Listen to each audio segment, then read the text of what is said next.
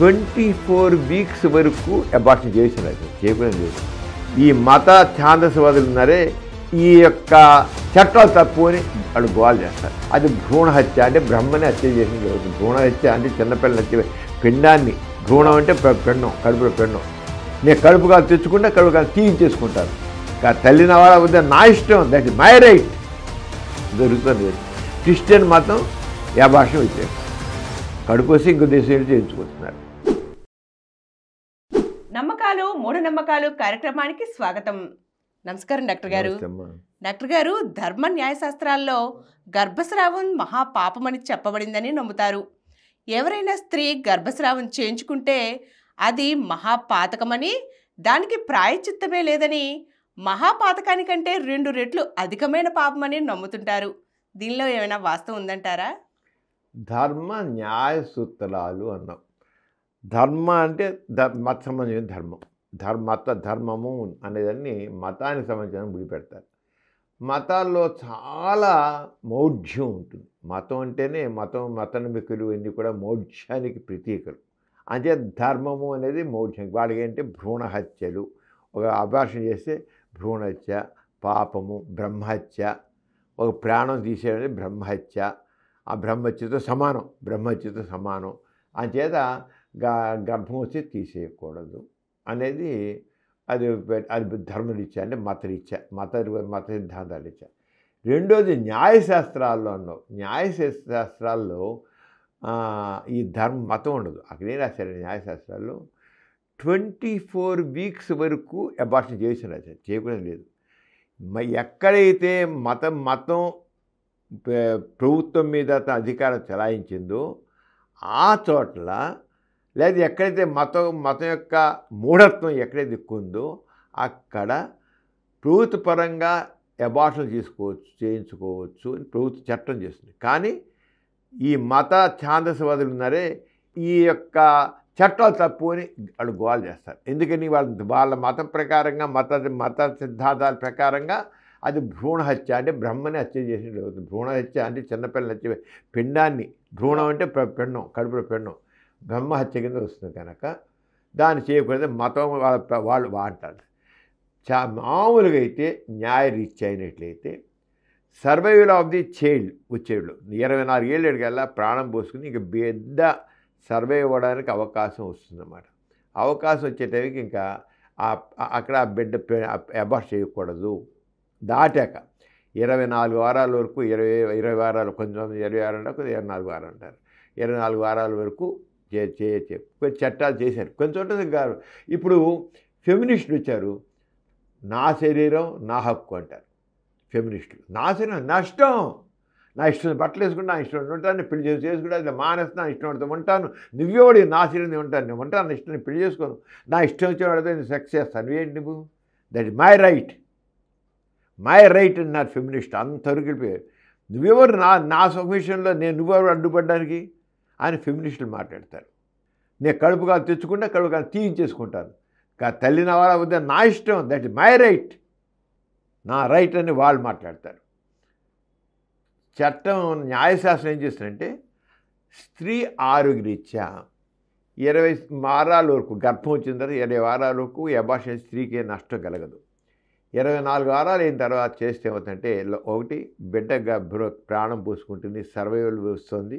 Survival వచ్చేటికల్లా అంటే బతికేంటి పరిస్థితుంది కనుక దాన్ని తీయడం అది పద్ధతి కాదు. ఇంకా అది కాకుండా ఆ తల్లి ఆరోగ్యరీత్యా కూడా నష్టం కలుగుతుంది కనుక ఆ మనిషి యొక్క ఆరోగ్యం దృష్టిలో ఉంచుకుని గర్భస్రావం చేయొద్దు. అంత పైన ముందు చేసుకుని చెప్పారు. ఎప్పుడైతే న్యాయశాస్త్రం ఇలా చట్టం చేసి పార్లమెంట్లో కానీ అసెంబ్లీలో చట్టం చేసేకల్లా మత ఛాందసవాదులు ఉన్నారే, భ్రూణహత్య బ్రహ్మహత్యతో సమానం అని వాళ్ళు ఏం చేశారు, వ్యతిరేకంగా అరుస్తారు. జరుగుతుంది. క్రిస్టియన్ మతం అబార్షన్ వ్యతిరేకం. ఇప్పుడు అమెరికాలో అలాంటి కొన్ని చోట్ల ఎరుకు ప్రజలు అక్కడే చేస్తున్నారు. పూర్వకాలం అక్కడ క్రిస్టియన్ మతం మరీ డామినెంట్గా ఉండి అరుస్తూ ఉంటే పక్క ఊరి దేశాలకు వెళ్ళిపోయి అబార్షన్ చేయించుకొచ్చేవాళ్ళు ఎంతమంది ఉన్నారు. కడుపు ఇంకో దేశం చేయించుకొస్తున్నారు. ఇప్పుడు అలా కాకుండా ఇక్కడ కూడా నా శరీరం నా హక్కు, నా గర్భం నా హక్కు అని మాట్లాడుతున్నారు కనుక ఇక ఈ మతం ఉందే కొద్ది తగ్గాల్సి వస్తుంది. తవ్వుకాల్సి వస్తుంది. అంతేగాని ఇతరత దీనివల్ల చేయడం వల్ల ఏమి ఈ భ్రూణహత్య వల్ల పాపము అనేది పాపం దానికి అర్థం లేదు. ఇప్పుడు ఎంతవరకు వచ్చిందంటే మరో నీకు తల్లికి ఆరోగ్యం బాగుండకపోతే బిడ్డ పెరుగుతుంటే తల్లి ప్రాణం గుండె దెబ్బ అమ్మాయికి హాని వస్తే తీసేచ్చు నువ్వు. ఒకనప్పుడు ఇప్పుడు ఎయిడ్స్కి కంట్రోల్ చేయడం మందు వచ్చింది. ఎయిడ్స్ వ్యాధి విషయంలో అప్పుడు రోజుల్లో మొట్టమొదటి మందులు లేవు, ఏమాత్రం కంట్రోల్ జబ్బు లేవు. అసలే తల్లి ఆరోగ్యం క్షీణించిపోయి ఉంటుంది ఎయిడ్స్ వ్యాధి ఉంది. ఆ టైంలో తల్లికి గర్భం వస్తే గర్భంలో పిండం పెరుగుతూ ఉంటే తల్లి ఆరోగ్యానికి పెద్ద ప్రాణానికి నష్టం కలిగి తల్లి ఒక 10 ఏళ్ళు 15 ఏళ్ళు బతికి ఆ రోజుల్లో ఎయిడ్స్ వ్యాధి ఉన్నట్లు ఇప్పుడైతే మందు వచ్చింది శుభ్రంగా పిల్లల కారణం అన్నీ చేయొచ్చు, పెళ్ళిళ్ళు చేసుకొని చేయొచ్చు. ఆ రోజుల్లో తల్లి అది ఎయిడ్స్ వ్యాధి వస్తే 10 ఏళ్ళ నుంచి 15 ఏళ్ళు 20 ఏళ్ళు బతికేవాళ్ళు మ్యాక్సిమం. కానీ ఎయిడ్స్ వ్యాధి ఉన్నప్పుడు ఎయిడ్స్ వ్యాధి కొద్దిగా ఆరోగ్యం మొట్టమొదటిలో వచ్చింది, ఆ వ్యాధి వచ్చిన 5 నుంచి 10 సంవత్సరాల వరకు పర్వాలేదు, 5-10 సంవత్సరాలు బతికుని బాగానే ఉండేవాళ్ళు. ఆ రోజులో కడుపు వస్తే తల్లికి అబార్షన్ ఏం చేసుకోండి, ఎందుకంటే నువ్వు ఎట్లానో ఆ జబ్బుతో బాధపడుతున్నావు, ఇప్పుడు నీకు ఆ బిడ్డ కూడా మళ్ళీ నీలాగానే పుట్టుకతోనే ఎయిడ్స్ రోగిగా పుడుతుంది, ఆ బిడ్డ ఆరోగ్యం చాలా బాగుంటుంది, నీ ఆరోగ్యం దెబ్బతింటుంది, దీనివల్ల అబార్షన్ చేశారు. మరి ఏం చేస్తారు, ఆమె అన్ని చోట్ల చేశారు. ఆ రోజుల్లో చట్టం చేయించుకొని చెప్పింది, నీకు ఎయిడ్స్ వ్యాధా, నీ బిడ్డకి నీకు ఆరోగ్యం ఉంది కదా, అబార్షన్ చేయించుకొని. డాక్టర్ల సలహాలు ఇచ్చేది, గవర్నమెంట్ సలహాలు ఇచ్చింది. లేదా ఆ పిల్లలందరూ ఎవరు చేస్తారు, మందులేవి చచ్చిపోతుంది. ఆ బిడ్డ కూడా పుట్టిన దగ్గర దాని ఆరోగ్యమైన అయ్యాయి. 1.5 ఇయర్ దగ్గర బిడ్డ రోగిష్టిగా ఉండేది. ఆ రోగిష్టి బిడ్డని కనే కంటే అబార్షన్ ఏం చేసాయి. అక్కడ నీ ఆరోగ్యం తల్లి నీ ఆరోగ్యం బాగుంటుంది, పుట్టే బిడ్డ నీకు అనవసరంగా బాధ పెట్టకుండా అవుతుంది. ఇలాంటి ఇప్పుడు లేటెస్ట్ ఎగ్జాంపుల్ నేను చెబుతున్నాను. లేటెస్ట్ అంటే మనదాకా ఎయిడ్స్ ఇప్పుడా నీకు ఎయిడ్స్ వ్యాధి ఉన్నప్పుడు కూడా నీవు మొత్తం నుంచి మందులు వాడుతుంటే నీ నెల తప్పింది నీకు ముందే అసలు ఇప్పుడు ఎయిడ్స్ అంటే వెంటనే తెలియగానే మందు వాడడం చెబుతున్నాం. ఒకవేళ గర్భం వచ్చాక ఎయిడ్స్ వ్యాధి అని చెప్తున్నాడు. కంపల్సరీ ప్రతి వాళ్ళు గర్భం నెల తప్పగానే తప్పనిసరిగా హెచ్ఐవి టెస్ట్ చేయించుకోవాల్సిందే, మ్యాండేటరీ. నీకు ఎయిడ్స్ వ్యాధి ఉంటే నువ్వు మందులు వెంటనే మళ్ళీ నీవు వచ్చే బిడ్డకు రాదు అసలు నీకు. ఇప్పుడు అసలు నీకు ఒక ఎయిడ్స్ వ్యాధి ఉంది, ఇప్పుడు ఒకళ్ళకి ఎయిడ్స్ వ్యాధి ఉంది, మళ్ళీ అతను పెళ్లి చేసుకోవాలి, లేదా అమ్మాయి పెళ్లి చేసుకోవాలి, రెండోవాడికి లేదు, చేసుకో పెళ్ళి ఏం పర్వాలా. రెండోవాడు కూడా ప్రెప్ ట్రీట్మెంట్ అంటాం. వాడు మందులు ఎయిడ్స్ మందులు వీడు 3 రకాల మందులు వేసుకుంటే 2 రకాల మందులు వేసుకుంటే శుభ్రంగా సంసారం చేయొచ్చు, గర్భం తెచ్చుకోవచ్చు, పిల్లలు కనొచ్చు, అంత జీవితాంతం బతికే ఉంటారు. 70-80 ఏళ్ళు బతుకుంటారు, 90 ఏళ్ళు 100 ఏళ్ళు బతుకుంటారు. మరి ఎంత రెవల్యూషన్ ఇది. అంతేది అబార్షన్ అనేది పాపము కాదు, పాపం అనేది అర్థం లేదు. అప్పుడు ఈ మతం యొక్క ప్రాబల్యం కొన్ని రోజుల్లో పాపం అన్నమాట వచ్చింది. ఇప్పుడు ఫ్యాక్ట్స్, నిజాలేంటి, నిజం ఏంటి, అక్కడ ఏంటి ఏ రంగా. ఇక హ్యూమన్ రైట్స్ ఉన్నాయి. ఇక్కడ హ్యూమన్ రైట్స్ పూర్వకాలం కంటే యూఎన్ఓ మనకి హ్యూమన్ రైట్స్ ఇచ్చింది. హ్యూమన్ రైట్స్ నీ హక్కు, నీకు అది నీ బిడ్డ నా బిడ్డ నా హక్కు కూడా అంటుంది ఆవిడ. నా కడుపు నా హత్య, నువ్వేవాడు మాట్లాడడానికి నేను ఉంచుకుంటా, తీసేసుకుంటా. దానికి ఏం చేయాలంటే ఆరోగ్యరీత్యా వద్దమ్మా, చూసుకో, ఆరోగ్యరీత్యా ఆలోచించుకో. నీకు లేదు ఇక బిడ్డను నువ్వు ప్రభుత్వానికి ఇచ్చేయి, వాళ్ళు పెంచుతారు, కనీసం వాళ్ళకి ఇచ్చేయి. అంటే ఇప్పుడు ఏంటి, నువ్వు బిడ్డను కను, ఆ బిడ్డను శుభ్రంగా అంటే బతకని కడుపులో ప్రాణం పోసి పైకి వస్తాను కదా, పెంచు. ఎట్లా నేను 6 నెలలు నువ్వు ఎట్లా భరించి పెంచావు, కడుపులో తెచ్చుకున్నావు, ఇంకో 3 నెలలే కానిపోవు, ఇచ్చి ప్రభుత్వానికి ఇచ్చేసి ప్రభుత్వం చూసుకుంటూ ఉందిగా. మరి మా శిశు సంరక్షణాలయాలు ఉన్నాయి కదా, ఒక ప్రభుత్వం వీళ్ళందరినీ పెంచి పోషించి దత్తత కూడా ఇస్తుంది చక్కగా. ఒక ప్రాణానికి హాని. ఎందుకంటే రైట్ టు లైఫ్ అనేది మనకి చట్టంలో, మనకి రాజ్యాంగంలో రైట్ టు లైఫ్ అనేది, ఆ రైట్ టు లైఫ్ అనేది గర్భ శిశువు కూడా అన్వయింపబడుతుంది. 24 వారాలు వచ్చేటికల్లా ఆమెకు ఆ బిడ్డకి బతికే అవకాశం ఉంది. అందుకు చేయించుకుంటున్నారు. 3 వారాలు, 4 వారాలు, 5 వారాలు, 6 వారాలు, 12 వారాలు, 14 వారాలు, 20 వారాల దాకా చేయించుకొని ఇష్టం, చేయించుకో, తప్పుని చేసుకుని ఇష్టం, రైట్. కానీ ఎప్పుడైతే బిడ్డకి సర్వైవల్ అయ్యే పరిస్థితి వచ్చిందో నువ్వు ఉంచు. ఆ బిడ్డని ప్రభుత్వం చూసుకుంటుంది అంతే.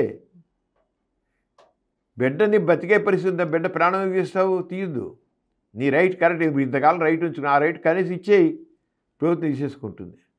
ప్రభుత్వం తీసుకొని అంటలేదే, తీసుకుంటుంది. కనగానే హాస్పిటల్ ఇవ్వగానే వచ్చేసి ఉమెన్ అండ్ చైల్డ్ వెల్ఫేర్ వాళ్ళు వచ్చి తీసేసుకుంటారు, బెడ్ని తీసేసుకుంటారు. అంచేత అది మానవతా దృక్పథంలో వచ్చారు. రైట్ టు లైఫ్ అనే దాని ప్రకారం వచ్చింది అనమాట. రైట్ టు లైఫ్, మన రాజ్యాంగం రైట్ టు లైఫ్ ఉంది కదా, ఆ right to life applicable to గర్భశిశువు కూడా అప్లై చేశారు. రైట్ టు లైఫ్ అనేది గర్భశిశువు కూడా అప్లై చేశారు. రైట్ టు లైఫ్ అని నీకు దాన్ని నువ్వు న్యాయశాస్త్రం అక్కడ న్యాయశాస్త్రం వచ్చింది, అక్కడ న్యాయశాస్త్రం ఇచ్చా, అక్కడ నువ్వు చేసే తప్పు. న్యాయశాస్త్రం అంటే applicable to the child is womb. ఏ హాస్పిటల్లో కూడా అలా చేయకూడదు. ఇంకా అబ్బా ఇంక దొంగ అంత కుమ్మక్కలైతే వేరే విషయం చేయరు, అవసరం లేదు. ఎందుకు అవ్వాలి? ఆ అమ్మాయి అంతకాలం నీకు ఉంచుకున్న తర్వాత ఎందుకు తీయాలి? ముందు తీసుకొని చెప్పాక ఎందుకు తీసుకోలేదు?